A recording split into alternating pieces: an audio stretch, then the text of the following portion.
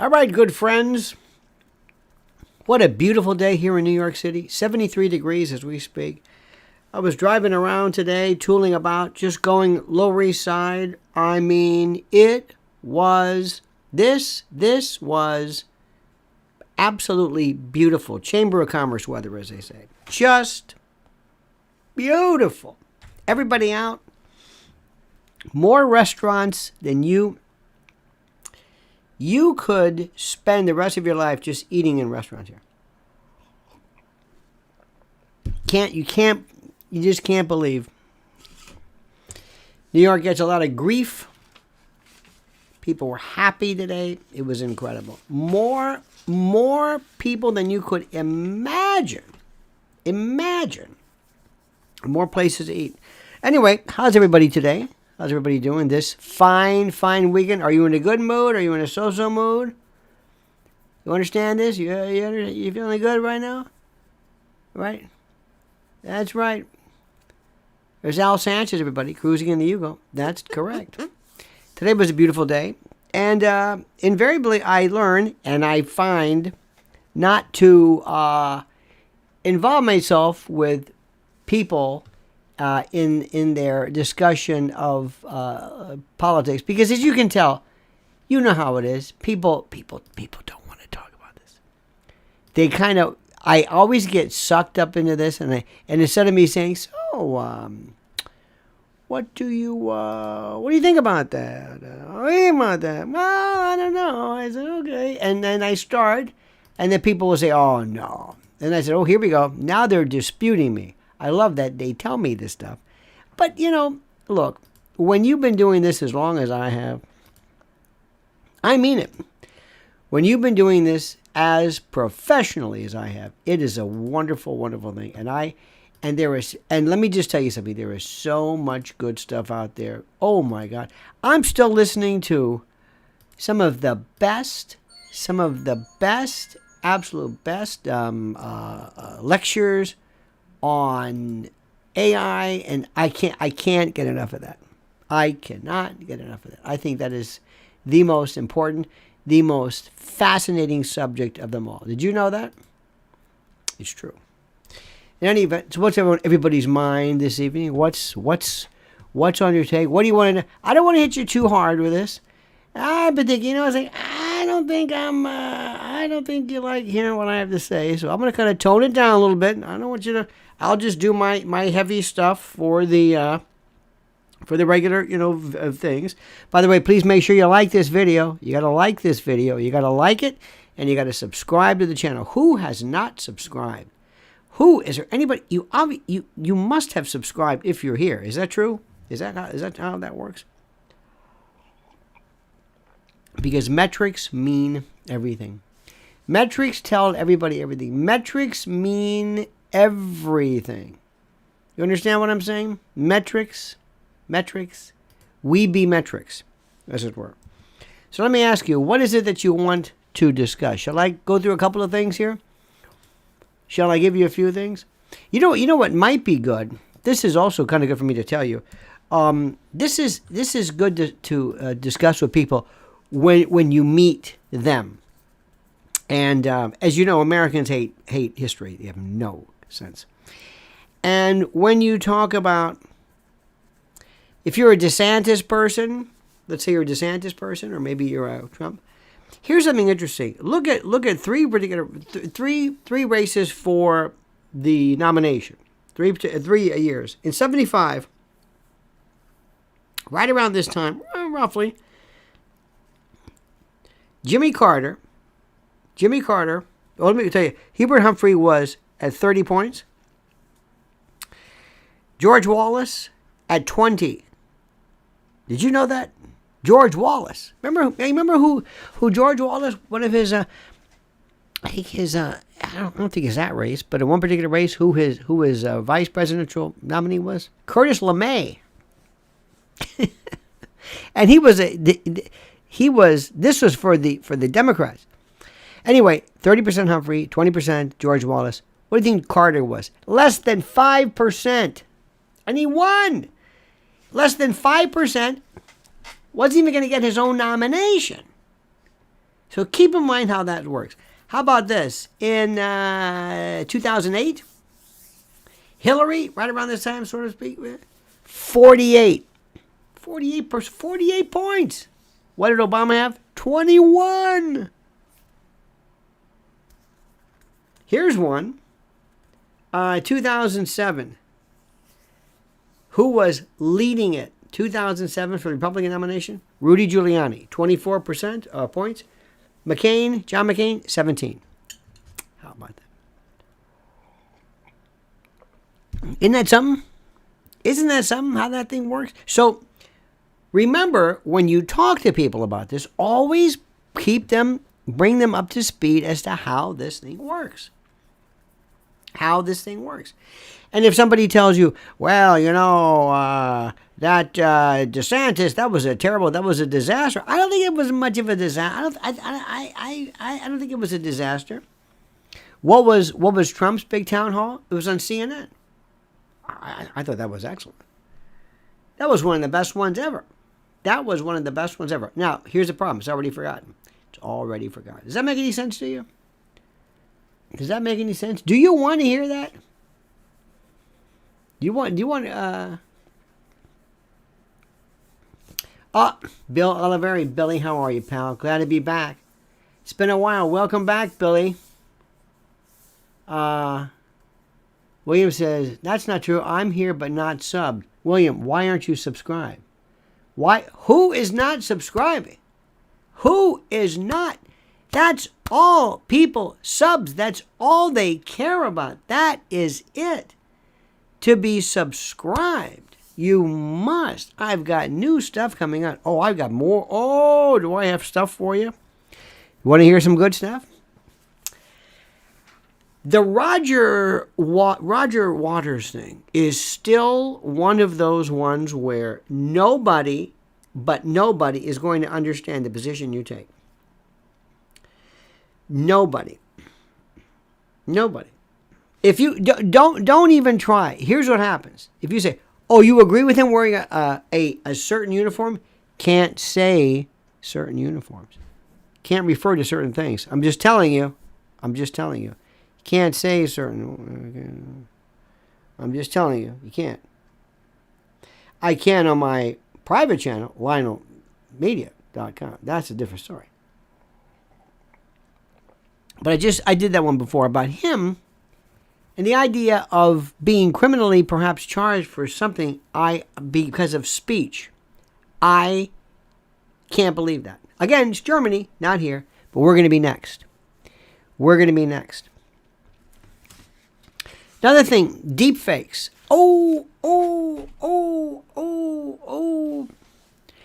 Deep fakes. How does that work? How is that going to work? How are deep fakes going to work with things? Well, a couple of things are interesting. Number one, from the legal point of view, it's going to be interesting to see how things kind of sort of maybe work, sort of work. You know what I mean? But what's also very interesting to note, which I find of interest, is as follows. You are going to have people, and you are going to have people who are suggesting that a fake is going to be tantamount to the actual thing. We've already been through this before, and even though I've told you a million times, CSAM, child sexual abuse material, is something that I find disgusting. I have a hard time explaining how somebody could theoretically be looking at criminal sanctions for what appears to be apparent digital CGI forms of whatever. Now, in those two cases, let me stop you right there. Most Americans do not understand that you cannot penalize thought. They don't understand it. They don't understand it. They're not interested in what you're saying. They're saying, wait a minute, you mean to tell me you agree? No, I didn't agree with that. No, I don't. No. I didn't say I agree with it.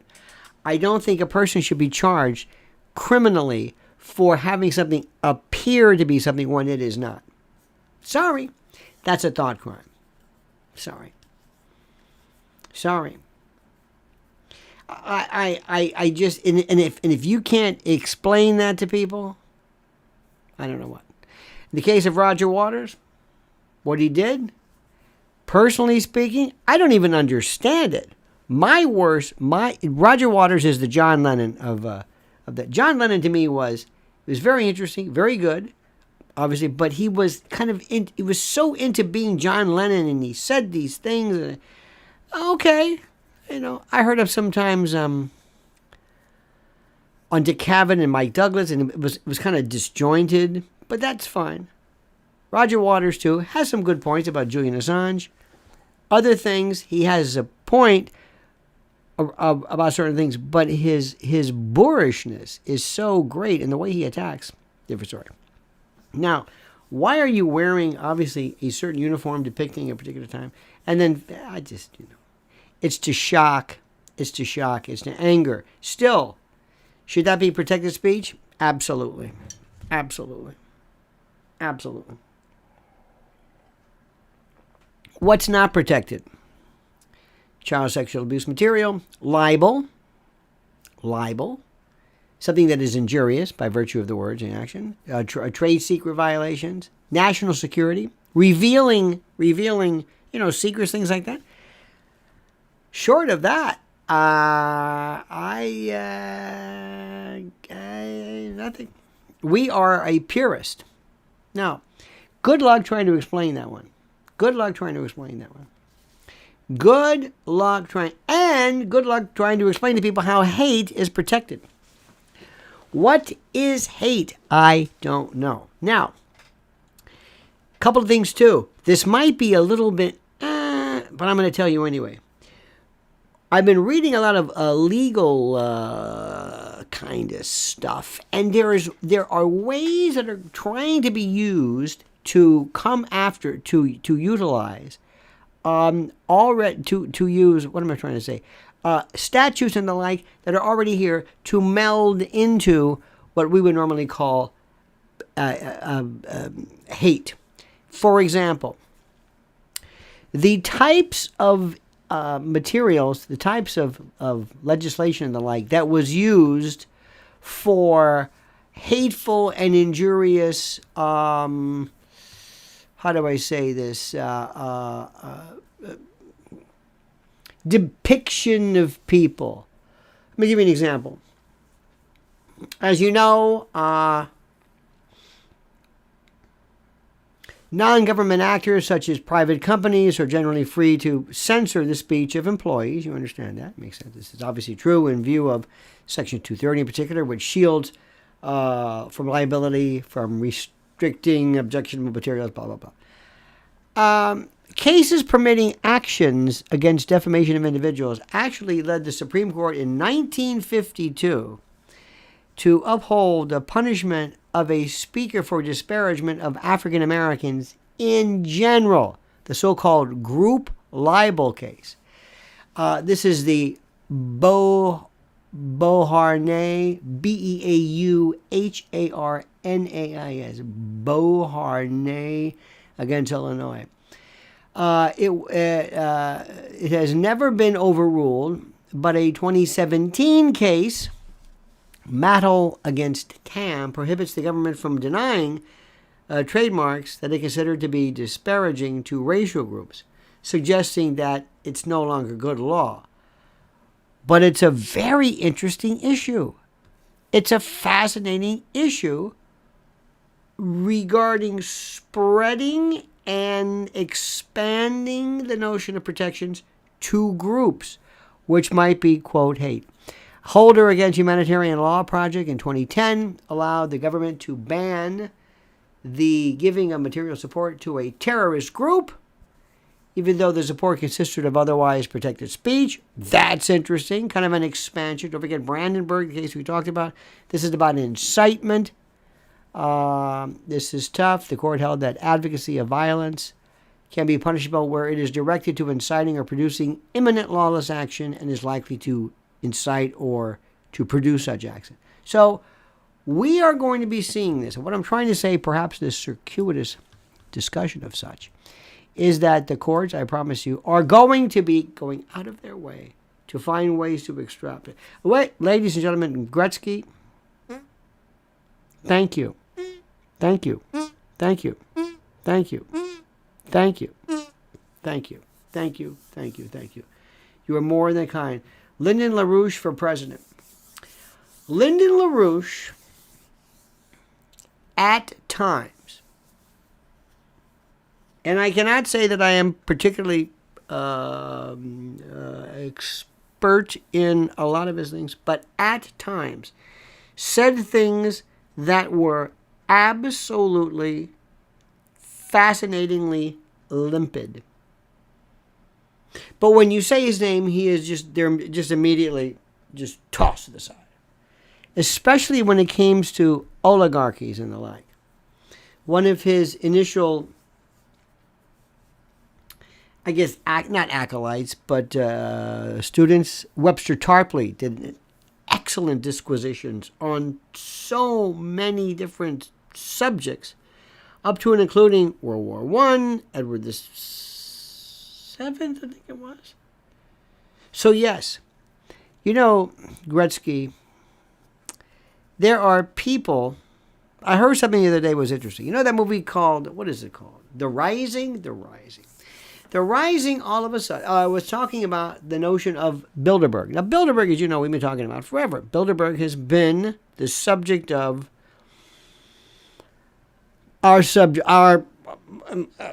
my awareness since the beginning of time. And here's what's interesting to know. When they were talking about this, the people who brought up Bilderberg at first, at least initially, was Alex Jones and I think LaRouche and maybe others as well. And they were immediately discounted.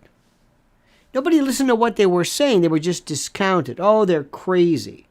Yeah, but what are they saying? It doesn't matter what they're saying. They're just discounted.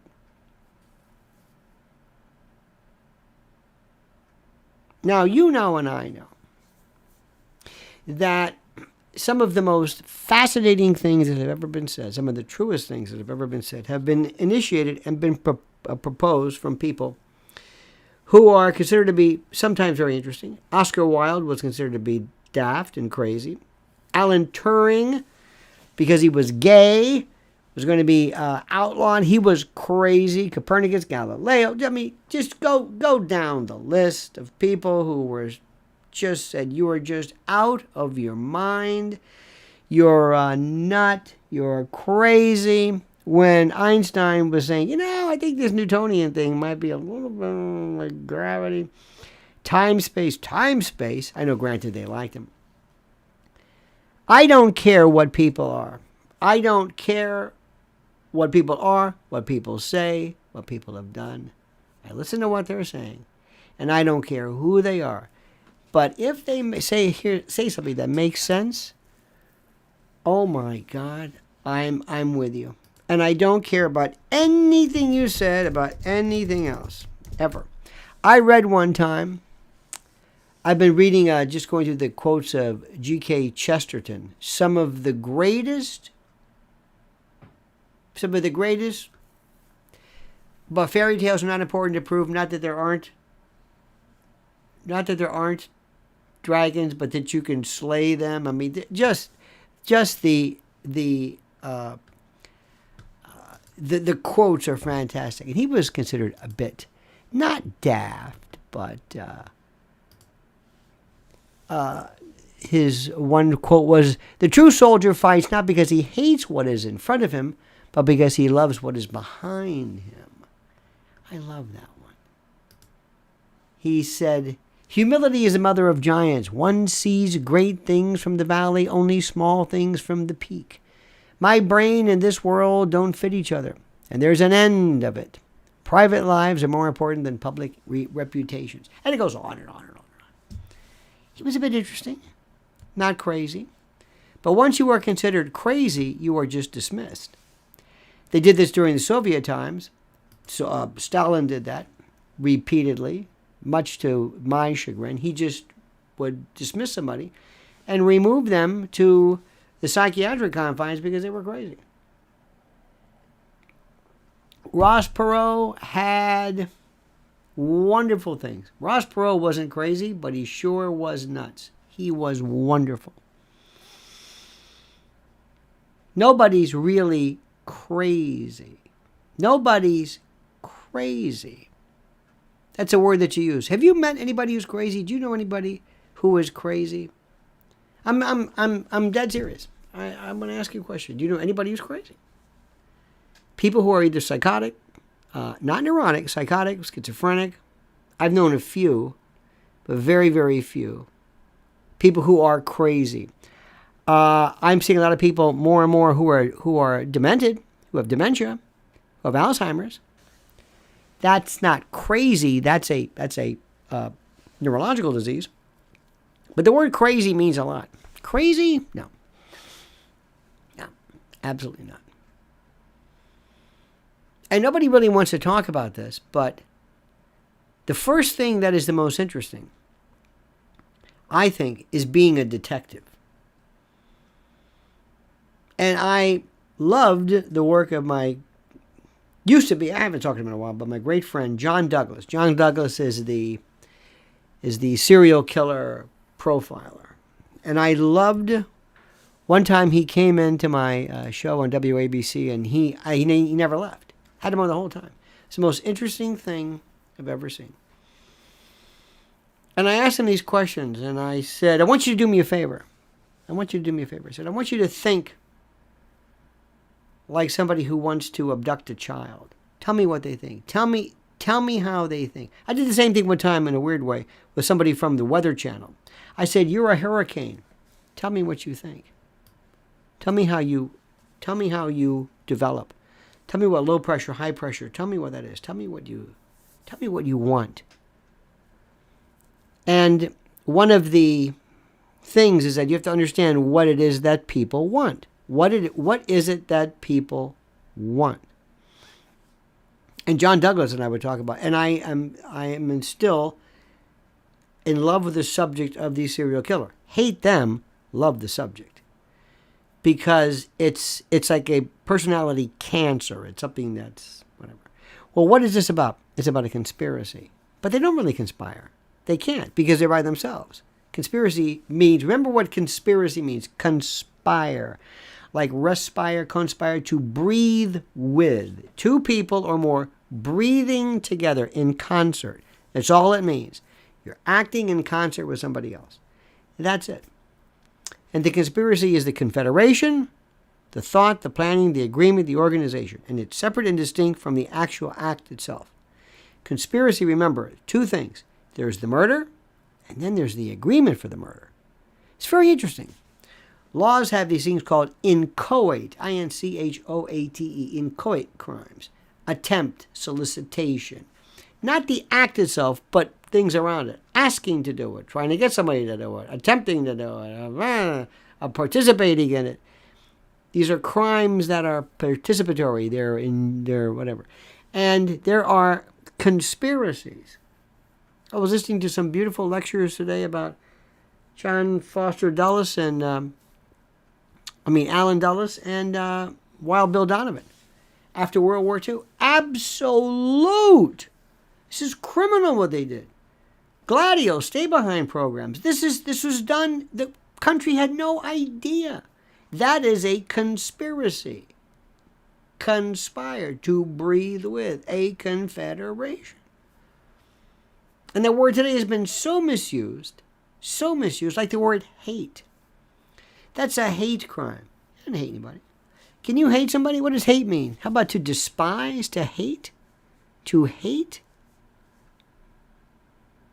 It's not even the word. It's not even the word. When somebody uses words racist, anti-Semitic, what does that mean? Unless it is an objective, unless it objectifies, unless it turns into an actual act, it does not matter. It doesn't matter. You can think whatever you want.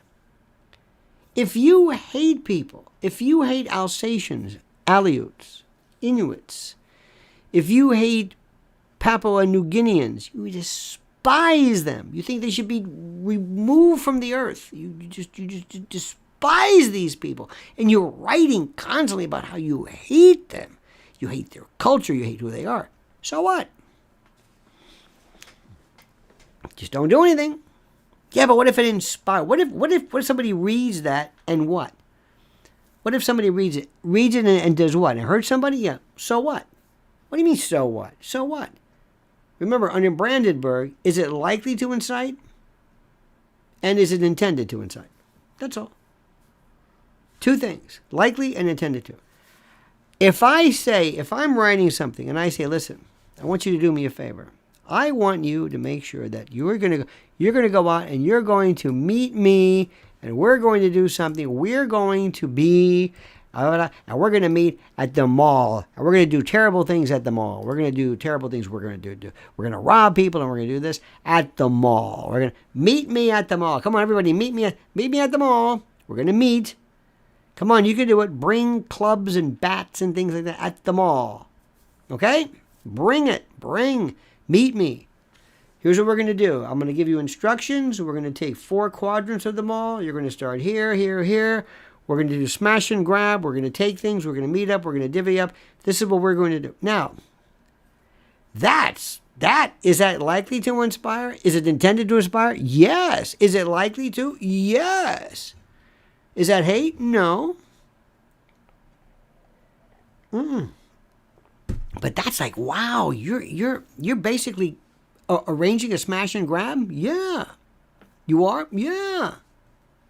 That's real serious. Did you mention anything about race? No. Did you hate anybody? No. I want you to understand something. I don't know what hate is. Do you hate anybody? Do I hate? Do I hate? When I hate something, I've lost. I don't hate anything. I don't hate. That word is so overused. I don't even know what it means. Do I hate cancer? Do I hate it? No, I want to get rid of it. Do I hate these people? It's a word that it's part of our vernacular. It means I really despise them. I hate this. I hate. God, I hate this. I hate when it's this weather. I hate. Love. I've got a friend. Love. Oh, I love you. I love. The love means nothing to this woman. Nothing. She loves you. Love.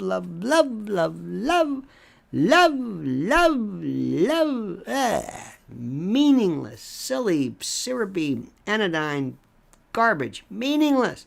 Absolute meaningless. Hate. What does that mean? I don't know. You know what I despise, though? What I really don't like? Types of people. And I've seen them. And you can say, now here's something. If you say, here's something that I don't like. I don't like people who do such and such. Now, I don't like this type of person. What happens if they happen to be Alsatian? Everybody you mention happens to be an Alsatian. Well, okay. What, do you hate Alsatian? No, I don't hate Alsatians. I just don't like people who... Yeah, but they happen to be. Well, that's okay. If somebody says, I hate the mafia. I hate the mafia. What, do you hate the Sicilians? No, I don't hate the Sicilians. Well, they're all Sicilian. I know, but that doesn't mean I hate Sicilians. I hate the mafia. I don't like organized crime. I can't stand these people. You see what's happening? But do you hate them? Do you hate them? No. No, you don't hate. Lose that word. And understand something too, my friends. It is possible for you, believe it or not, in this country of ours, to think anything you want. That's all. Now, some other stories too. By the way, this is at my LionelMedia.com coming up. Deepfakes. Deepfakes will force courts to determine whether the First Amendment protects troublesome thought. Scary alternatives to the First Amendment to enforce hate speech prohibitions. Oh, yeah, that's a good one. Chinese social credit score horrors are a preview of what's to come. And going after comics.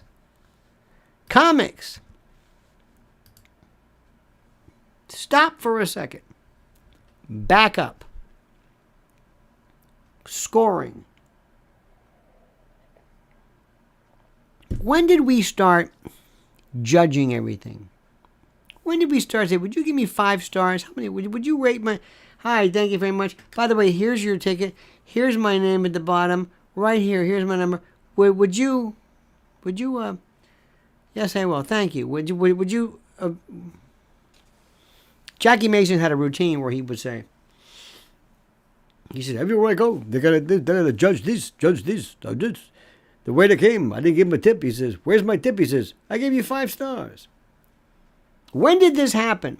True story. When did this happen? When did judging? Well, I give you a 5-star, 1 star. Oh, is it Uber? I don't know about you, but I've got like less than 5 stars in Uber. I'm a passenger. How do I get less than 5 stars? I don't understand. What did I do? I didn't do anything. I didn't even talk to these people. Nothing.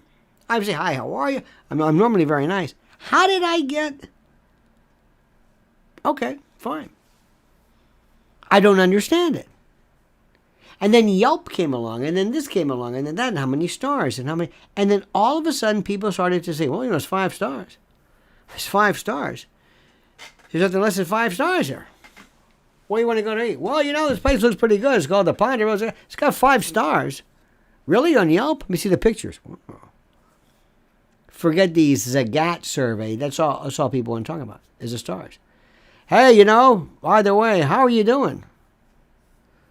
Pretty good. What do you do? Oh, I got a YouTube channel. That's your channel? Yeah. Got 2 million. 2 million?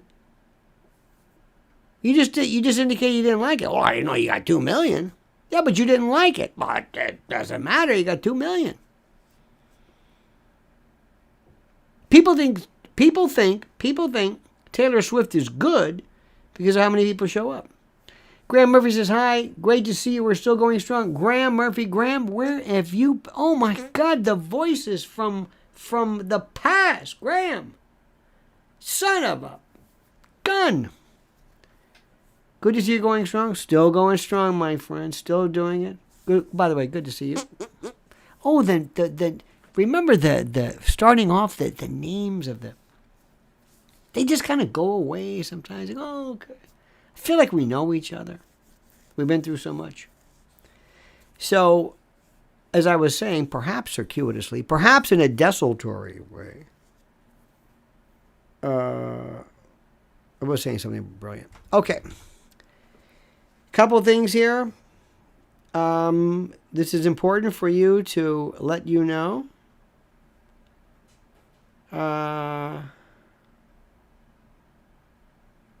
Let me see this. Let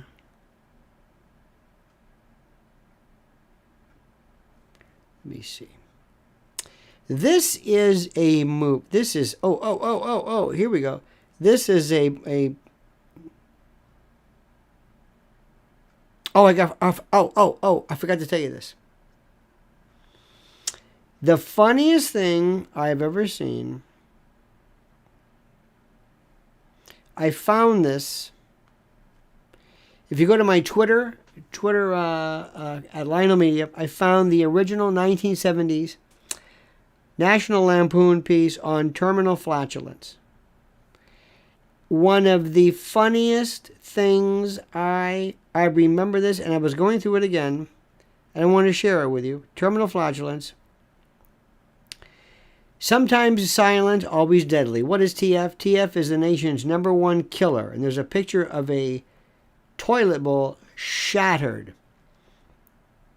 Here are the 6 of the 140 warning signs of TF. Localized cloud formation, peeling wallpaper, lack of friends and acquaintances, defoliated trees and shrubs, scorched mattresses, my favorite, the one that killed me, unaccountable pet deaths. TF, it's not to be sniffed at. For further information. And then there's this other one where this little girl, he says, little Julian has TF, so does little Jesus. Little Julian spends all his days connected to a 23-foot EM-con catalytic converter compressor, otherwise known as a TF machine. Luckily, his family is rich enough to afford one. They cost $18,500 apiece. And of course, it's connected to him so that when he flatulates, it is contained within this. I remember this. I think it was high school or early college. killed me. So anyway, I'll tell you that one. Here's a little bit of advice also if you're interested in going.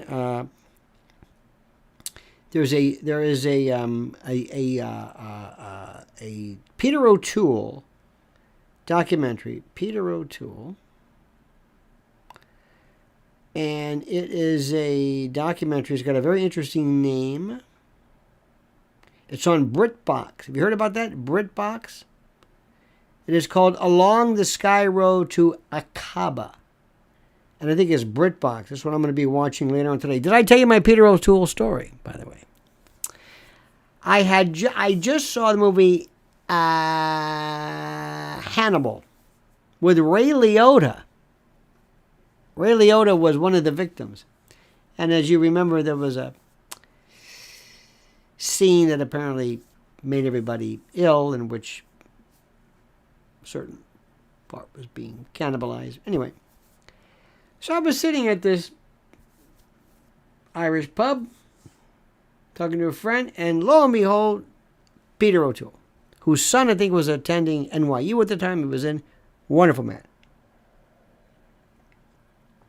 So here's the first thing you should always do whenever you meet anybody who's famous. Never, ever, ever say, hey, can I have your autograph? I'm a big fan. No. So I sat there and I said, I don't know how he came. I don't know how he came. I said, I just came back. It was from the IMAX, Upper West Side, and I said, I just saw this. I said, and there's a couple of things I think are wrong with this. I said, I don't want to be too particular and too specific about movies.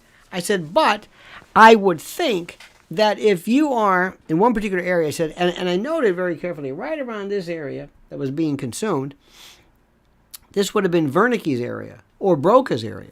And speech would have immediately been affected. Immediately. I mean, this is like the biggest ischemic attack ever to have portions of the language center immediately. And he says, you're right. I said, yes. I said, that ruined it for me. And we were talking about, well, where would I have approached? I said, well, it would have been a lot easier to go more cortex here. This is organizational. This wouldn't have affected, voice and things like that.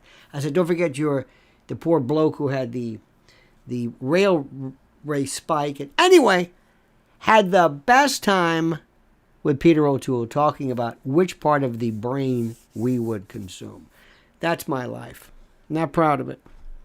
Now, coming up, as of course you know, some big things are happening this week, and I want you to be aware of them as well. Number one, did you hear anything do you have anything to say about the debt limit, the debt ceiling, the debt compromise? What is the issue to be asked regarding the debt ceiling, compromise, and the agreement? What do you need to know about that? Answer my question. Simple. What do you need to know? What's the first question? What's the only thing you want to know regarding the debt ceiling compromise? What is it? What is it? Lionel, I'm shopping for a new acoustic guitar. What should I get under $1,000? Well, I will tell you, you have to play them. I don't care. Go to a store. If you can somehow figure out to get a Martin, Taylor, Larrabee, I don't care what they are. Play it.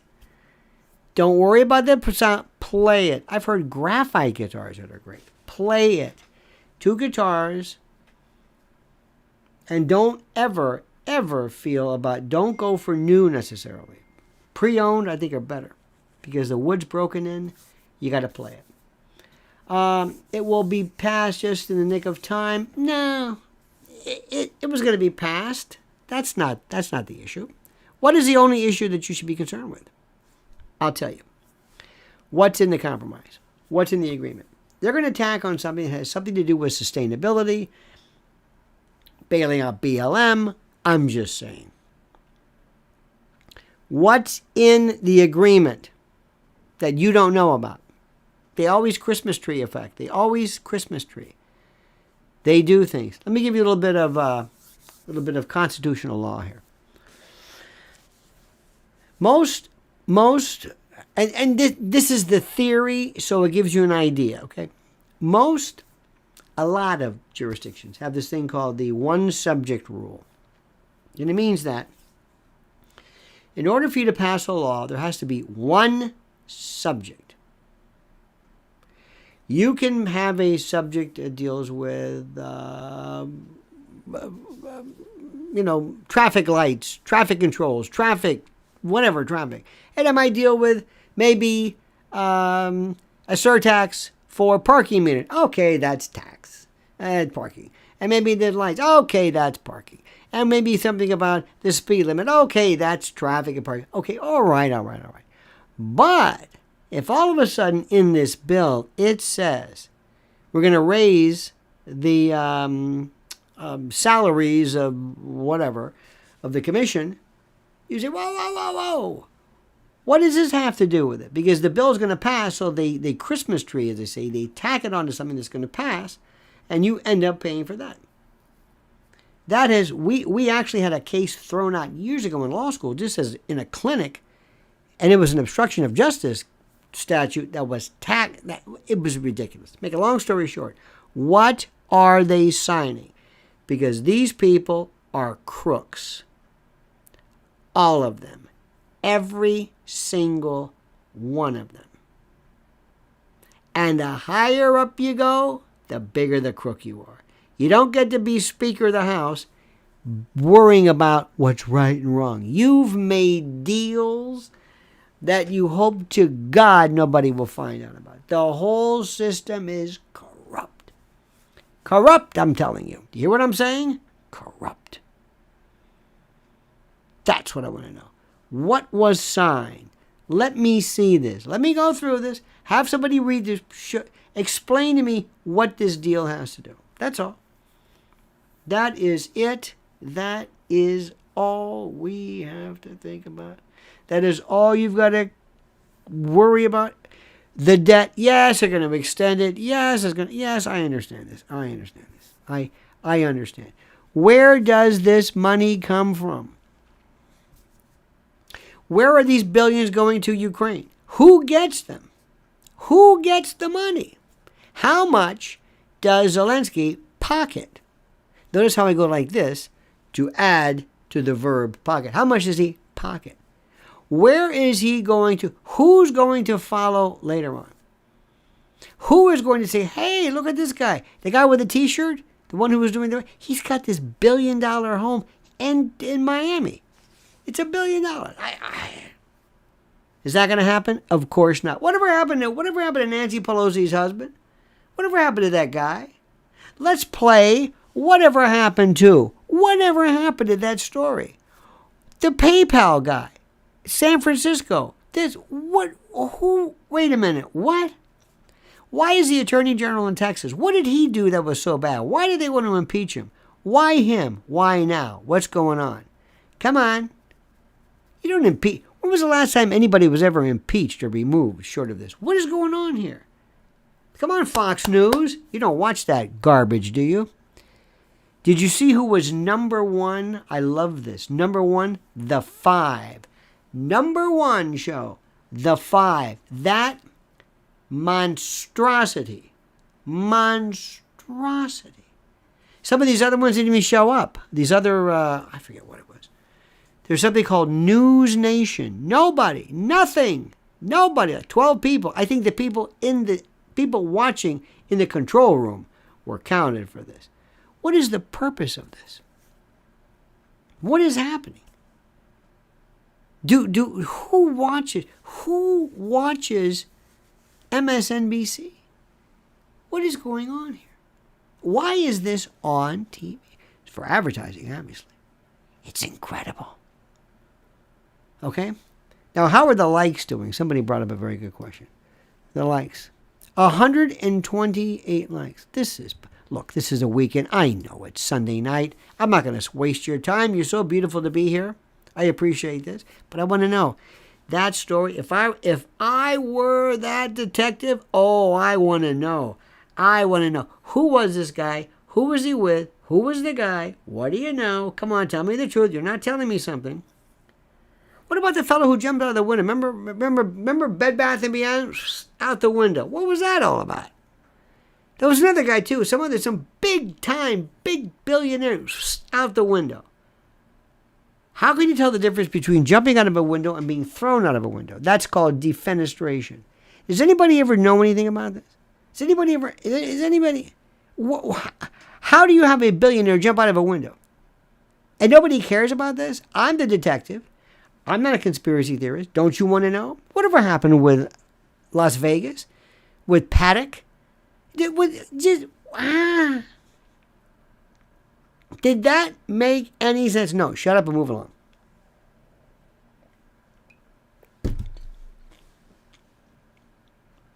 I love when they say cold case squad. Well, we got a cold case. Here's a case that's not even, it's lukewarm. Why don't you care? Why doesn't anybody care? Why doesn't Jesse Waters say, hey, this doesn't make any sense? Graham Murphy says, whatever happened to,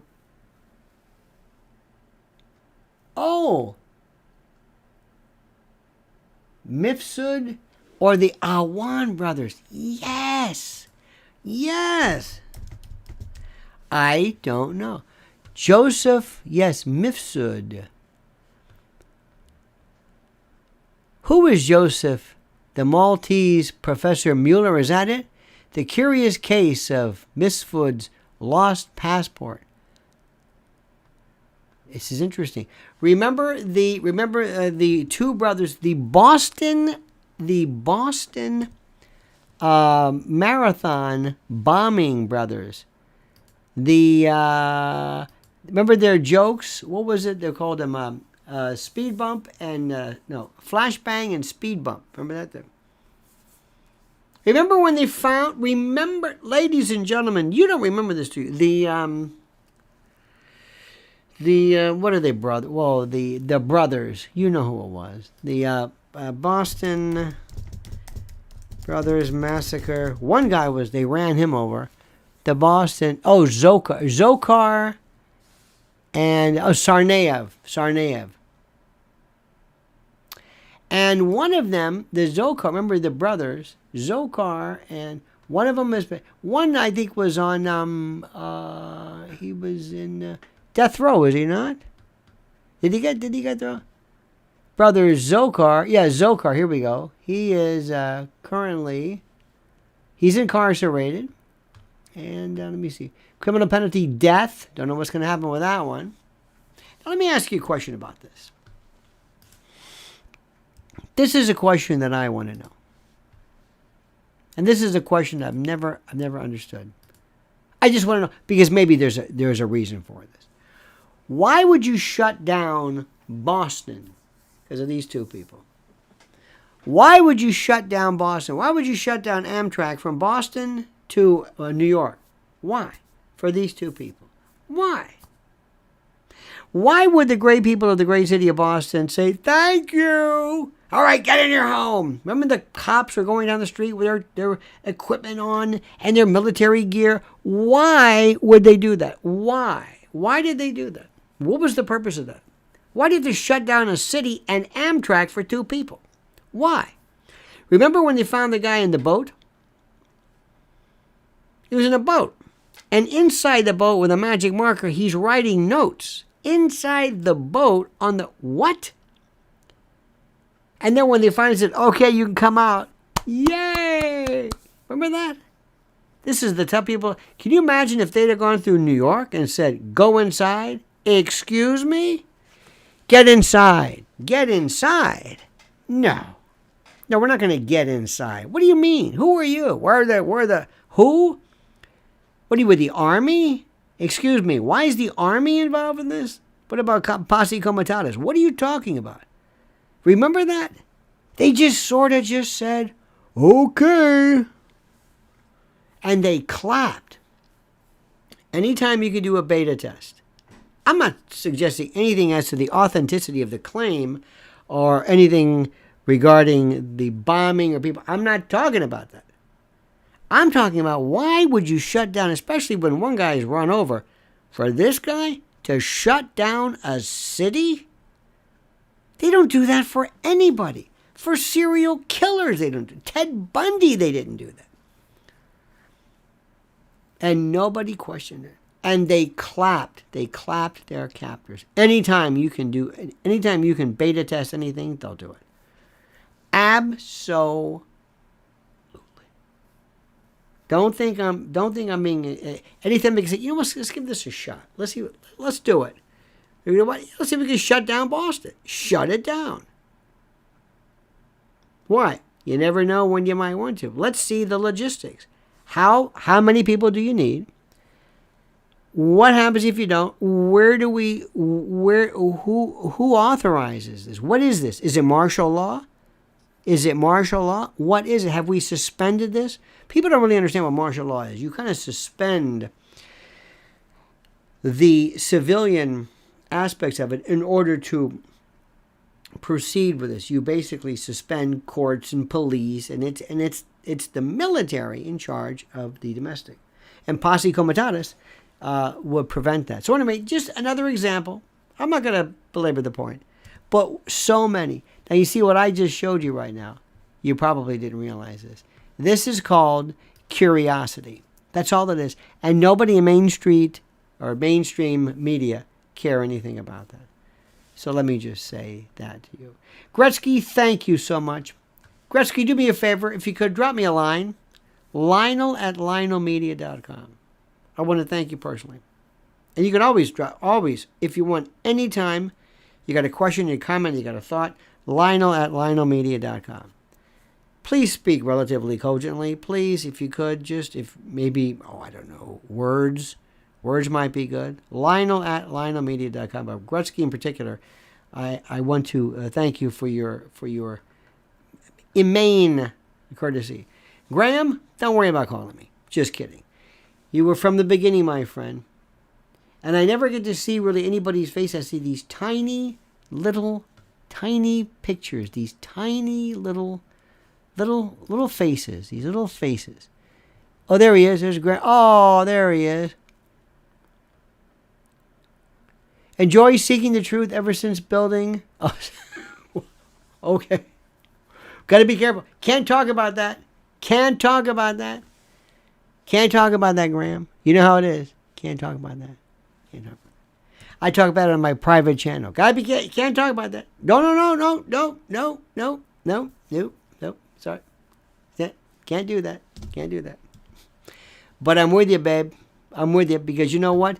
Curiosity killed the cat, and nobody cares about your curiosity. That's all I'm going to say.